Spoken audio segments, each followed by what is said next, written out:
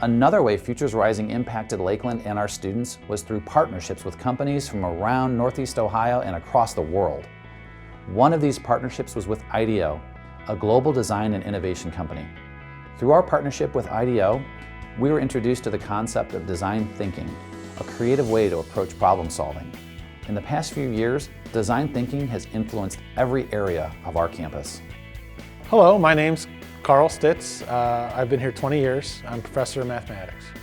So the idea was to introduce us more formally to design thinking. So the IDEOU gave us a chance, and it was a summer program, as I recall, to really help us understand what design thinking was, and to kind of help us break out of the ruts we were in, sort of intellectually.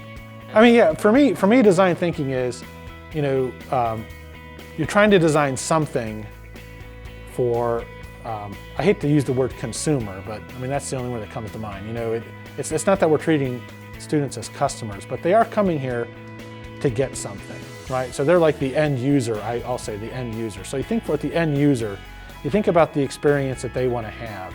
And you think about, what's, your ideal, right? But then what's practical? And design thinking is about trying to find a way to to get those together, and by trying different things and not being afraid to fail. You try a worksheet one day, it doesn't quite work, that's fine, just tweak it. So design thinking is kind of this process of trying different things until you find something that works for the people that you're trying to get it to work for. So I was pretty much a traditional lecture instructor because that's how I was brought up, through the ranks.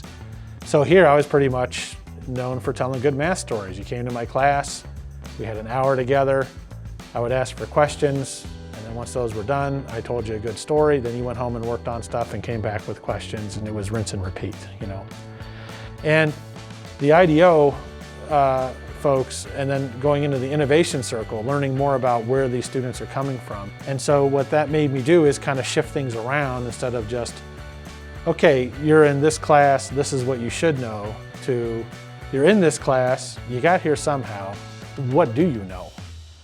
And so that's been my mantra for the past few years, is trying to meet the students where they are.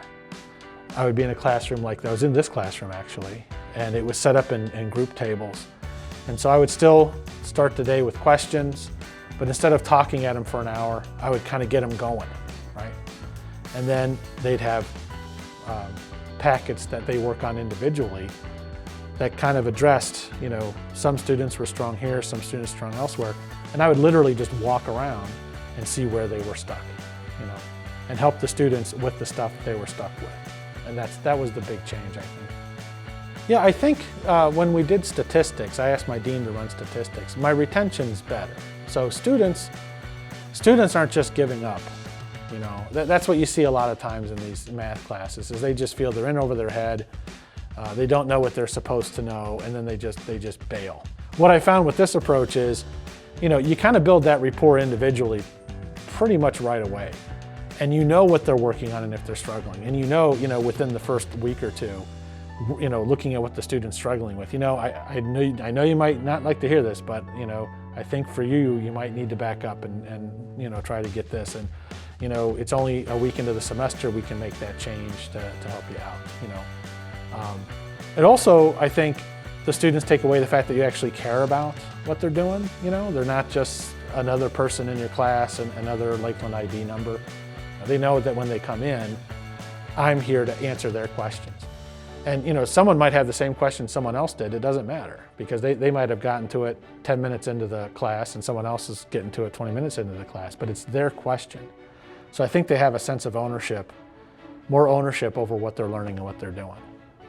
It's been very transformative for me, and I'm not sure if this didn't happen. I'm not sure what the catalyst would have been. You know what I mean? Because you have this kind of inertia, like, well, I've been told I'm a great teacher for 15 years.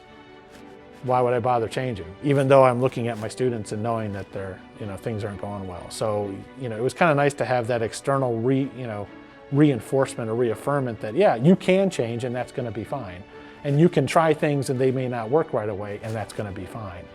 That's kind of what the college embraces with this design thinking, is you just try stuff.